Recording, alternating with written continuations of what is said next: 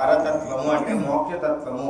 ఈరోజు చెప్పుకుంటున్నాం అన్నమాట కృష్ణుడికి, స్వామి నిన్ను ఎంతమంది నువ్వు భక్త సులభుడవు కదయ్యా, నిన్ను చంపడానికి ఎన్ని ప్రయత్నాలు చేసినా ఏం చేసినా అటువంటి కంసునికే నువ్వు మోక్షాన్ని ప్రసాదించావు కదా, అంత భక్త సులభుడవు నువ్వు. కాబట్టి మా అందరికీ కూడా మోక్షాన్ని కలిగించు. చివరి స్థాయి అంటే మనం పొందాల్సిన చివరి స్థాయి మోక్షము.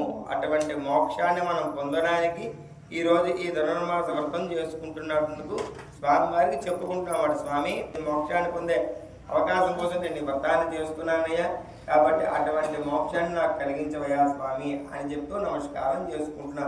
ఇహంలో సకల ఐశ్వర్యాలు ఇస్తూ, ఇహంలో కావలసినవన్నీ ఇస్తూ, ఇహంలో ఏవేవి ఇమ్మన్నారంట, లక్ష్మీదేవికి ఏవైతే ప్రీతిపాత్రమైన ఉన్నాయో అటువంటివన్నీ కూడాను మా సామర్థ్యము కొలది మాకు ప్రసాదించి పరంలో మోక్షాన్ని ప్రసాదించవయ్యా స్వామి అని చెప్పి మనం ఈరోజు స్వామివారికి నమస్కారం చేసుకోవాలి.